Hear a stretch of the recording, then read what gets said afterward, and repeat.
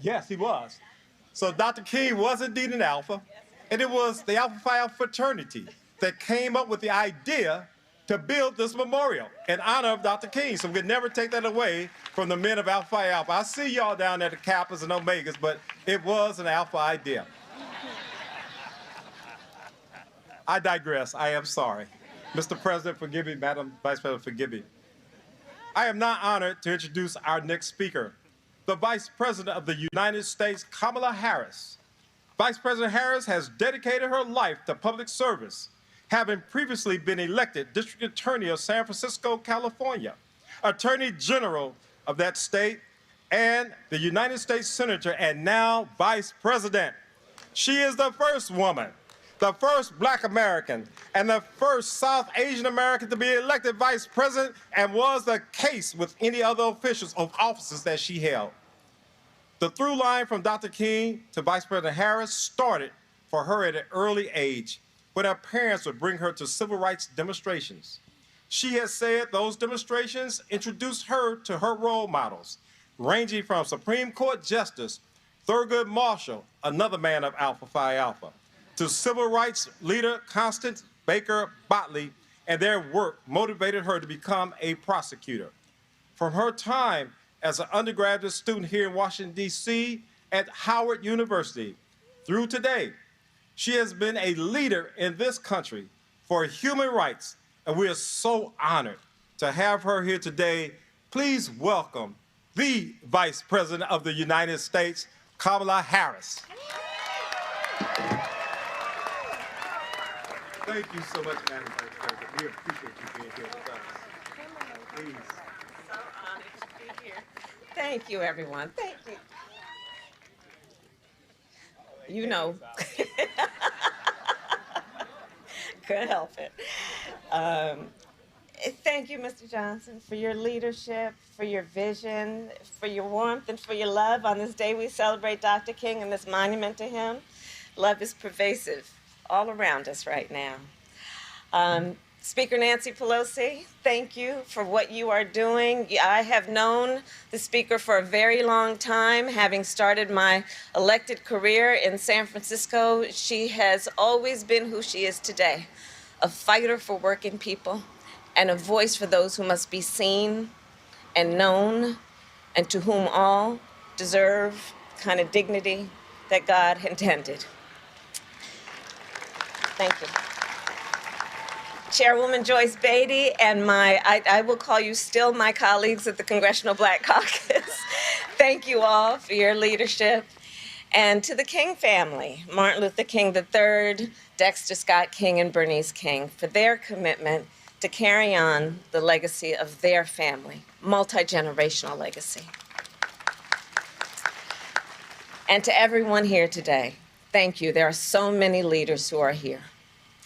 And as we all know, this monument has, in many ways, been distinguished from almost every other monument, in fact, every other monument along this beautiful tidal basin. Because this monument, for most of us here, is dedicated to a man who lived among us. Many of us were alive when Dr. King lived. This monument, whatever your age, is dedicated to a man whose voice we can still hear, whose words still echo, not only across this city, but throughout our country and our world. Dr. Reverend Martin Luther King Jr. was a prophet. He was a prophet in that he saw the present exactly as it was, being clear-eyed, and he saw the future as it could be. And he pushed our nation toward that future.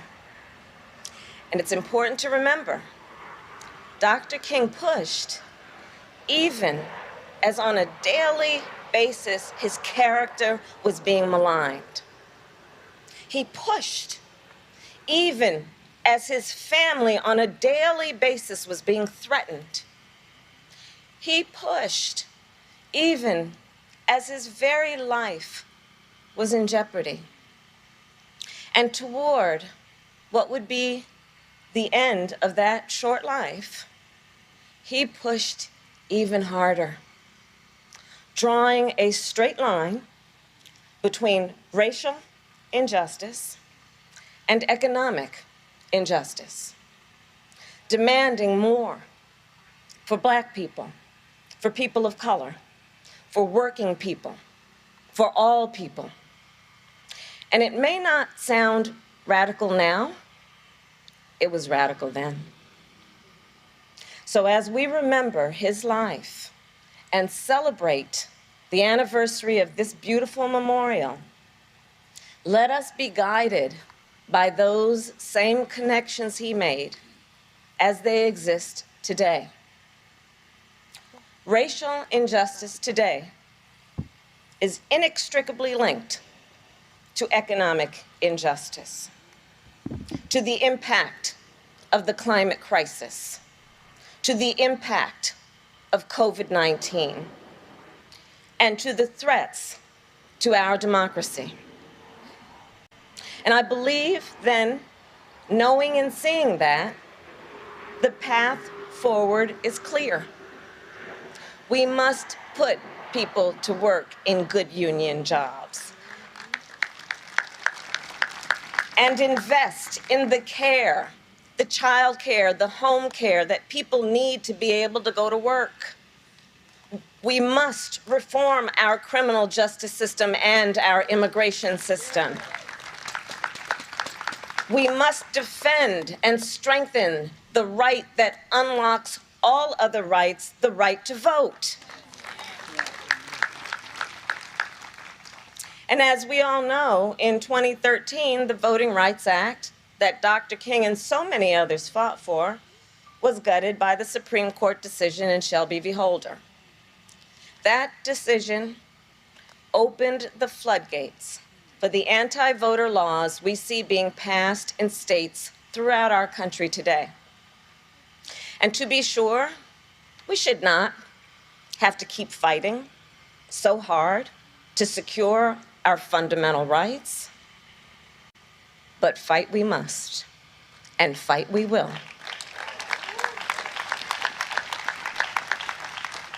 So right now there are two bills in front of the United States Congress that would help to restore the Voting Rights Act and strengthen the right to vote for all Americans. The Freedom to Vote Act and the John Lewis Voting Rights Advancement Act. These two bills are among the broadest efforts to protect and strengthen the right to vote since Dr. King died. But yesterday, as Senate Democrats voted to advance the Freedom to Vote Act, Senate Republicans voted against even debating it, as though it's not a debatable point. They refused to even come to the table to talk about it. Well, today, I am reminded of the words, we all are, the many words we've heard, including from our young leaders. The words of Dr. King's partner in that struggle, Coretta Scott King. And she said, and I will paraphrase, freedom is never really won. You earn it and you win it with every generation. With their sweat, with their tears, and with their blood. The leaders of the civil rights movement and the coalition they built won the Voting Rights Act. These were young men and women. After all, we remember Dr. King was only 39 years old when he died. And yet, they knew their power. They knew that there is real power when your cause is just. And they used then that power to push Democrats and Republicans to pass that landmark bill. So today, as a nation, we must summon our own power. As leaders, we must leverage our own power.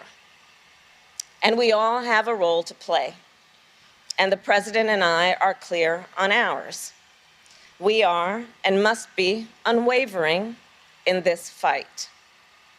And we must use our voice to call out any effort to obstruct justice.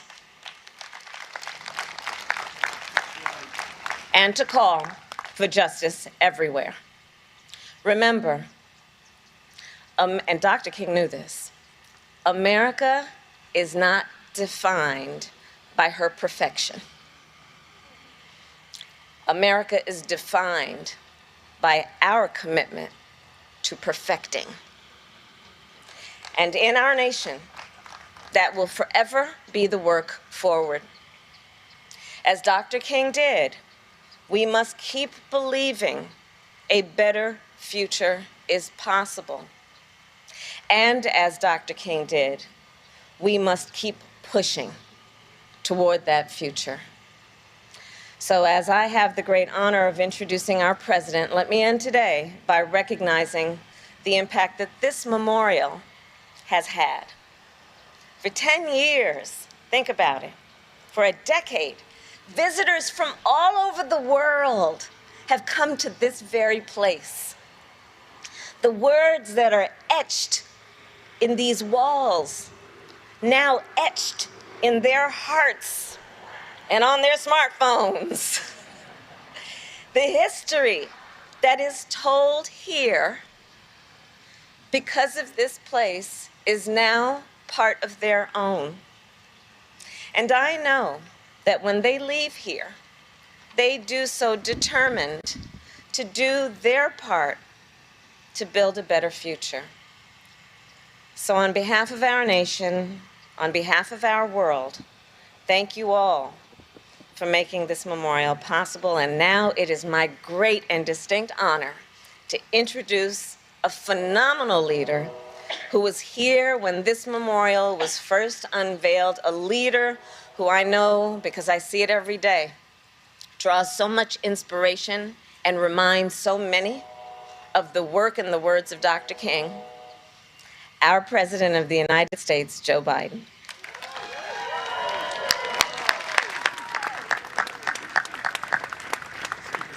I got it.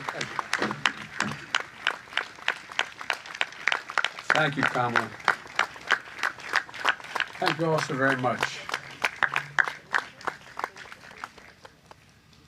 Mr. President.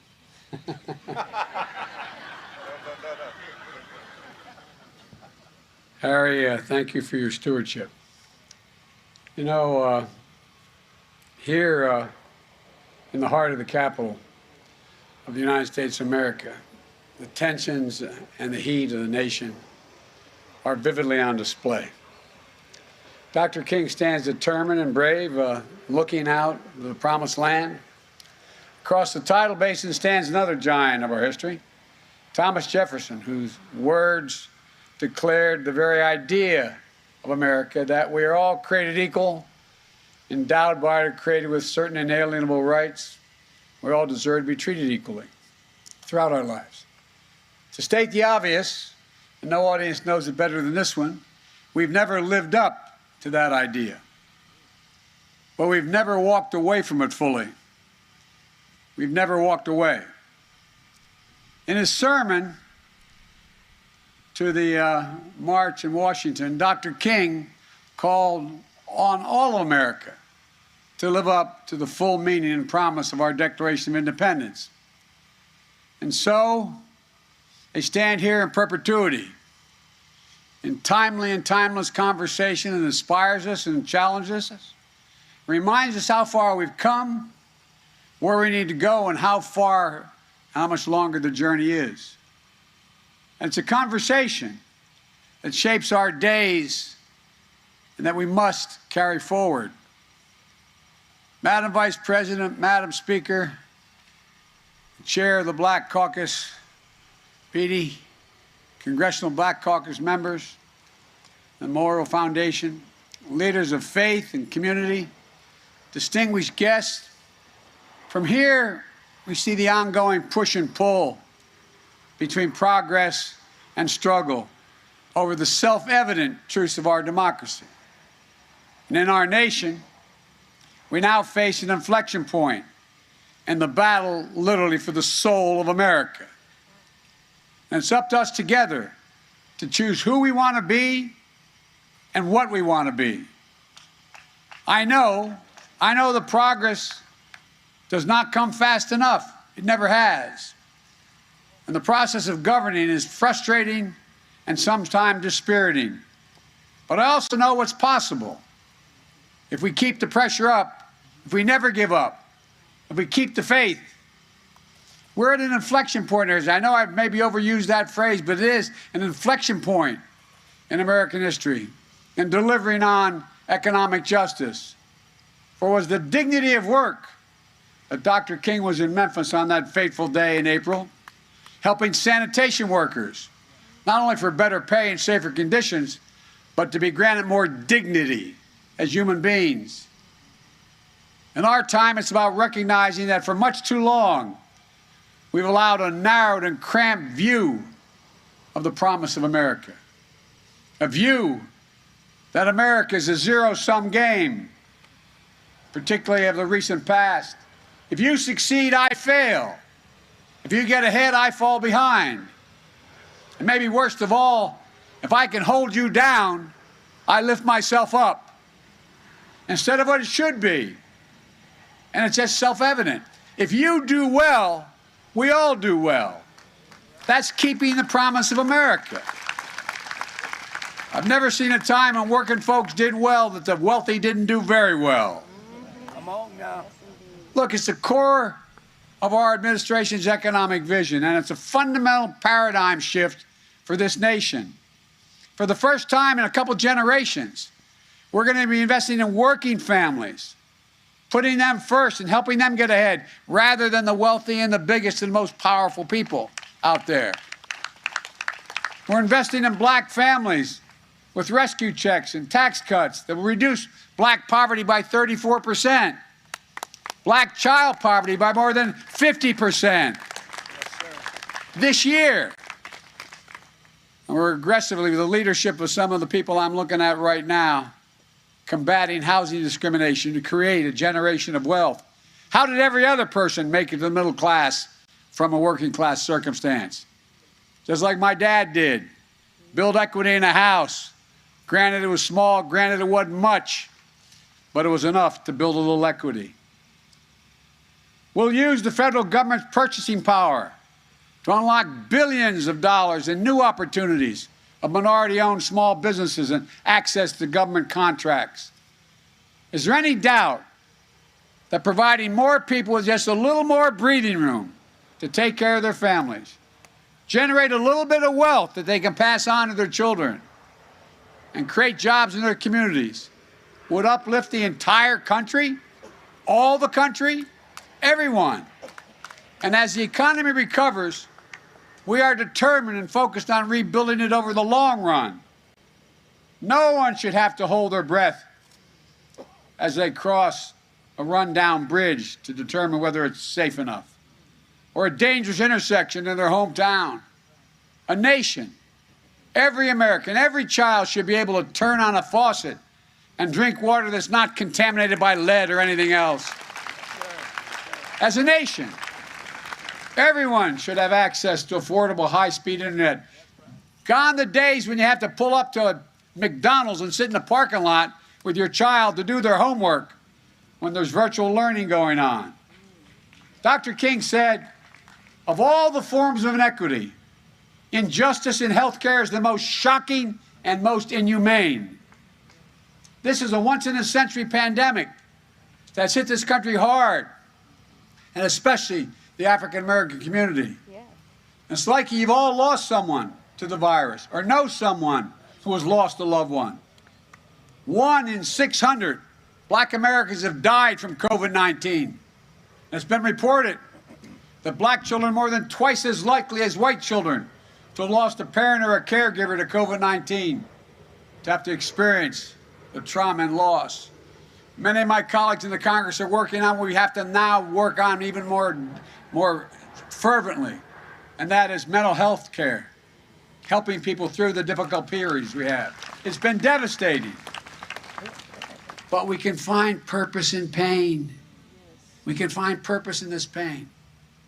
Equity is the center of my administration's COVID-19 response. The vaccination rates among black adults is now essentially on par with white adults. In the midst of this pandemic, we're building an Affordable Care Act to extend coverage to lower health care costs for millions of black families. We're also working to lower prescription drug costs by giving Medicare the power to negotiate lower prices. And how do you know the plan will work? Because the drug companies are spending millions of bucks to try to stop it.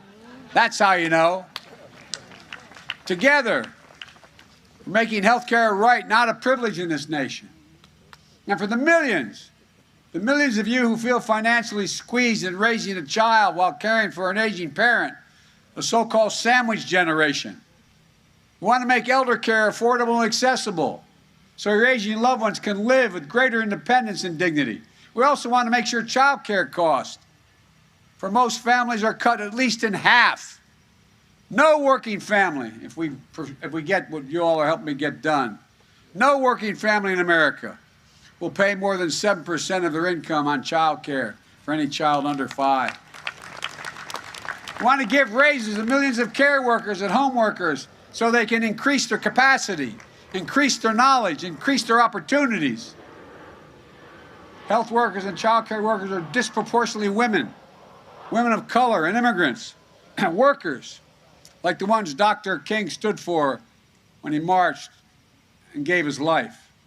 Look, folks, just imagine, instead of consigning millions of our children to under-resourced schools, we gave every single child in America access to an education at age 3 and age 4, quality preschool.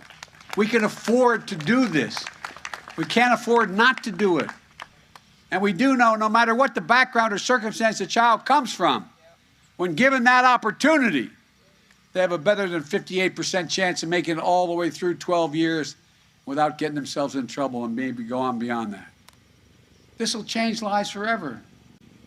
So will historic investments in higher education, significantly increasing Pell Grants to help millions of black students and lower-income families attend community colleges and 4-year schools. I tell you, let me be clear.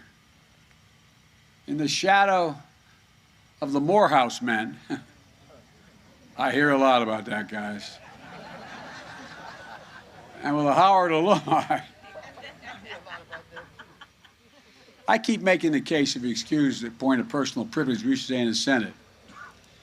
The best HBCU in the country is Delaware State. That's where I got started. Come on. But here's what we've done. In addition to putting the president of Delaware State, who used to work for me, a doctor in charge of all of this, we're committed to nearly $5 billion this year in historic investments with more historically black colleges and universities to make every single student, give them a shot at the good paying jobs. And you all know what I mean, but for anybody watching this, one of the problems is black students in college are just have every single capability any other student does. But guess what? Because they don't have great endowments, they can't compete for those government contracts that are out there that the big schools are able to go out and get. Cybersecurity, for example. Starting salaries, $125,000, but you don't get to get that contract unless you have laboratories, unless you have the facilities you can, in fact, train on. We also know this is about the promise of America. Economic injustice also means delivering environmental justice to communities on fence-line communities, dividing homes in toxic areas. My state is one of the highest cancer rates in the history of in America, because I lived in a fence-line community called Claymont, Delaware. We used to get up in the morning, not a joke, when I get driven to the little school I went up the street, turn on the windshield wiper in the fall, the first frost, and literally be an oil slick in the window, not a joke. An oil slick in the window. That's why an awful lot of us, including me, have bronchial asthma. It means reducing pollution so our children can develop and avoid these consequences. Every one of you have an alley in your state. We call it Cancer Alley in our state, going down Route 13. Look, it means building up our resilience to the climate crisis, to the next extreme weather events. And these have been of biblical proportions. Biblical proportions. 178-mile top winds in a hurricane down in Louisiana. More people dying in Queens in their basements because 20 inches of rain, they flooded and couldn't get out of their basements. They drowned. Superstorms, droughts, wildfire, hurricanes. This is the promise for America, urban and rural, and all across America, not just for any one area. And as we fight for economic justice to fulfill the promise of America for all Americans, the work continues on delivering equal justice under the law. Look, I know the frustration we all feel that more than 1 year after George Floyd's murder and the conviction of his murderer about 6 months ago, meaningful police reform in George's name is still not passed Congress. I remember many times meeting with a little daughter, and she'd say to me, "My daddy's changing history. He's going to change history." But we haven't fulfilled that yet. I understand. We got to keep fighting. Let me be clear, though. We're going to continue to fight for real police reform legislation. And the fight's not anywhere near over. Despite Republican obstruction, my administration is active. We've already announced changes in the federal law enforcement policies, a ban on chokeholds, restriction on no-knock warrants, requirement that federal agents wear and activate body cameras, ending Department of Justice use of private prisons, rescinding the previous administration's guidance to U.S. attorneys to require the harshest of penalties. The Justice Department has opened a pattern and practice investigation of systematic police misconduct in police departments in Phoenix, Louisville, and Minneapolis. Just because we can't get it done in the states, we are not standing back. But we have much more to do. In addition to these important steps, my administration also wants to advance some meaningful police reform that includes additional executive actions to live up to America's promise of equal justice under the law. Our work continues to create a safer and stronger communities in critical ways. With my American Rescue Plan, and thank you and the Congress for supporting it, everybody kind of forgets that was $1.9 billion, $1 trillion. We got a heck of a lot done with that. That it did so well, people don't even know where it came from.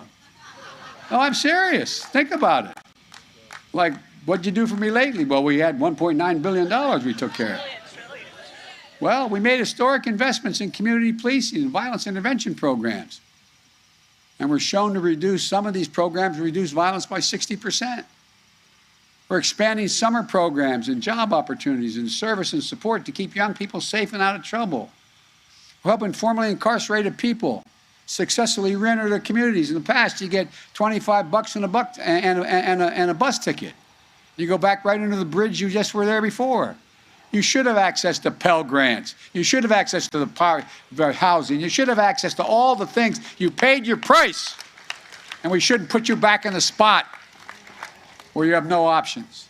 We're also working to stem the flow of firearms from rogue gun dealers to curb the epidemic of gun violence. I know I get criticized for being the guy who passed the assault weapons ban. I'm proud of having passed the assault weapons ban. But here's the deal. We heard Dr. King paraphrase Micah. He said, "Give us the ballot and we will place judges on the benches of the South who will do justly and love mercy." Well, in just 9 months, we've appointed more black women to the federal circuit courts and more former public defenders to the bench than any administration in all of American history because of you. We're going to change it.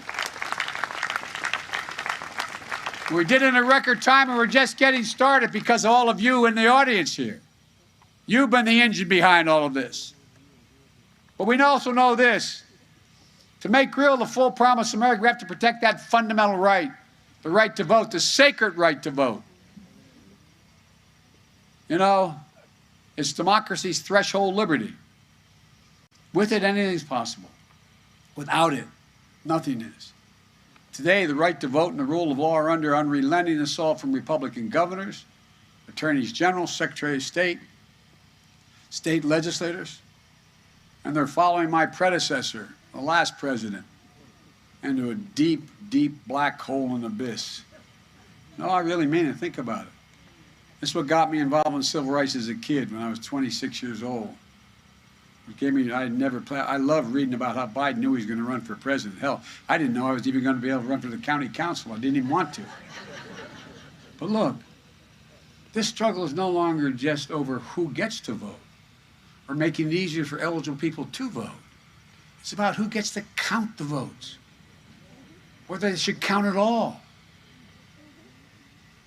Jim Crow in the 21st century is now a sinister combination of voter suppression and election subversion. My fellow Americans, I thought at one point that I had been able to do something good as chairman of the Judiciary Committee. I was able to get every member of the committee, including some of the most conservative members that ever served, clearly who had racist backgrounds, to vote to extend the Voting Rights Act for 25 years. I thought, whoa, one of the proudest things I ever did as a senator. But guess what? This means that some state legislatures want to make it harder for you to vote.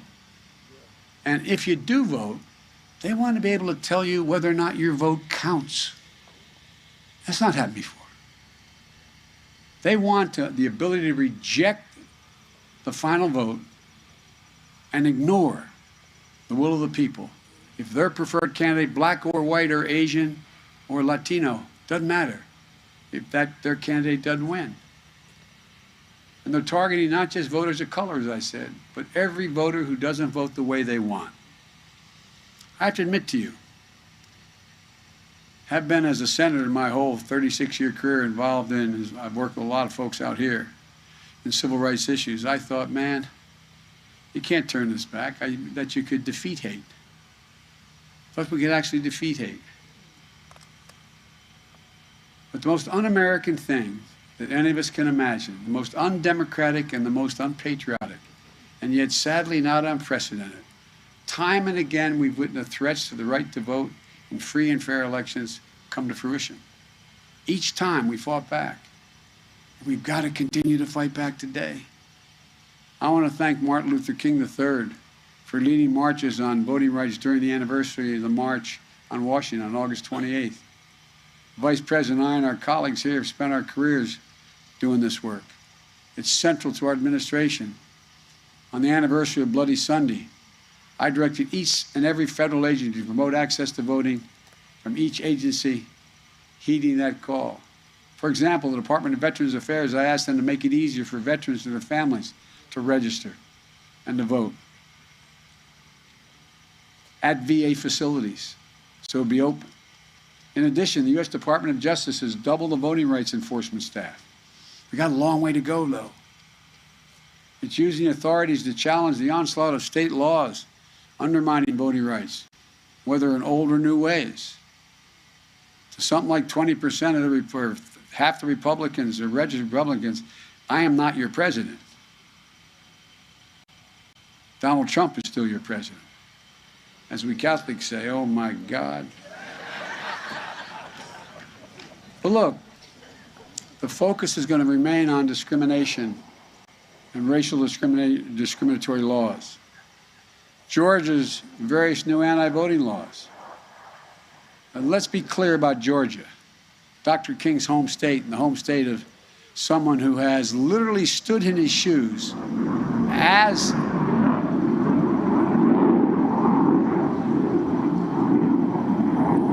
I think some of you guys knew this was next line was coming. That's why you had the Jets come up. Stood in his shoes as a Morehouse man. That's what I keep getting from Cedric. Oh, anyway. And as a preacher in the pulpit of Ebenezer, United States Senator Raphael Warnock, the first black senator in Georgia's history. Senator Warnock won his election in the battle of ideas. He earned the trust and confidence of a broad coalition of voters in Georgia. In response of Republicans of Georgia, what was it? It's not to try winning on the merits and ideas. It's by changing the rules to make it harder for people to vote, deny the franchise. The Vice President will lead our administration's efforts, and we've supported Democrats pressing to enact critical voting rights bills since day one of this administration, making sure we have unanimous support. But each and every time, The Senate Republicans block it by refusing even to talk about it. They're afraid to even just debate the bills in the U.S. Senate, as they did again yesterday, even on a bill that includes provisions that they've traditionally supported. It's unfair, it's unconscionable, and it's un-American. And this battle's far from over. The door has not been closed. John Lewis Voting Rights Act will soon come up for a vote, named after our dear friend we still miss dearly, but whose voice we hear every day in our hearts and our conscience. It's a law that helped lead the reauthorization, as I said, for 25 years that I served in the Senate Judiciary Committee, expanding the Voting Rights Act. Traditionally received bipartisan support. We have to keep up the fight and get it done. And I know the moment we're in. You know the moment we're in. I know the stakes. You know the stakes. This is far from over. And finally, we're confronting the stains of what remains the deep stain in the soul of the nation: hate and white supremacy. You know, there's a tough through line of subjugation and enslaved people from our earliest days to the reigns of radicalized terror, the KKK, to Dr. King being assassinated. And through that, though that line continues to be the torches emerging from dark shadows in Charlottesville, carrying out Nazi banners and chanting anti-Semitic bile and Ku Klux Klan flags, and the violent, deadly insurrection on the Capitol 9 months ago, it was about white supremacy, in my view. The rise of hate crimes against Asian Americans during the pandemic, and the rise of anti-Semitism here in America and around the world. The through line is that hate never goes away. It never, I thought, and all the years I've been involved, I thought once we got through it, it would go away. But it doesn't. It only hides. It only hides until some seeming legitimate person breathes some oxygen under the rocks where they're hiding and gives us some breath. I've said it before, and all my colleagues here know it. According to the United States intelligence community, domestic terrorism from white supremacists is the most lethal terrorist threat in the homeland. To that end, our administration is carrying out the first ever comprehensive effort to tackle the threat posed by domestic terrorism, including white supremacy. We're doing so by taking action to reduce online radicalism and recruitment to violence. We're also disrupting networks that inspire violence and domestic terrorists by providing resources to communities to build resilience. We cannot and must not give hate any safe harbor. Any safe harbor. My fellow Americans, standing here reminded of the goal of the Southern Christian Leadership Conference, which Dr. King led, and I quote, he said his goal was to, quote, redeem the soul of America. That's what's at stake here, the soul of America. And we know that it's not the work of a single day or a single administration or even a single generation. But here we stand with Dr. King to show out of struggle, there's progress. Out of despair, there's hope. From the promise of equality and opportunity, of jobs, justice, and freedom, we see Black excellence, American excellence, Black history as American history, and a defining source of the might of this nation. That's why we're here today, to renew our own courage in the shadow and the light on the shoulders of Dr. King, Coretta Scott King, and all those known and unknown who gave their whole souls to this work. The courage to confront wrong and to try to do right, the courage to heal the broken places of the nation, the courage to see America whole, to acknowledge where we fall short, to devote ourselves to the perfection of the Union that we love and we must protect. For if we can summon the courage to do these things, we'll have done our duty, honored our commitments, brought the dream of Dr. King just a little bit closer to reality. It's the highest of callings. It's the most sacred of charges. And it's what, with the help of God, we can do now. So let's go forth from this sacred place tumult and turmoil with hope and promise of a nation always seeking, always thriving, always keeping the faith. Because, folks, you know, I know my colleagues in the Senate used to always kid me for quoting Irish poets on the floor. They thought I did it because I was Irish. It's not the reason. They're just the best poets in the world. There's a line from, and I believe this to be true, there's a line from a poem, The Cure of Troy. It says, that once in a lifetime, that tidal wave of justice rises up, and hope and history rhyme. It's not the whole quote, I won't bore you at all, but hope and history rhyme. I believe the American people, the vast majority, are with us. I think they see much more clearly what you've all been fighting for your whole lives now. It's in stark relief. The bad news, we had a president who appealed to the prejudice. The good news is he ripped the Band-Aid off, made it absolutely clear what's at stake. And I think the American people will follow us. But guess what? Whether they will or not, we have no choice. We have to continue to fight. God bless you all. May God protect our troops.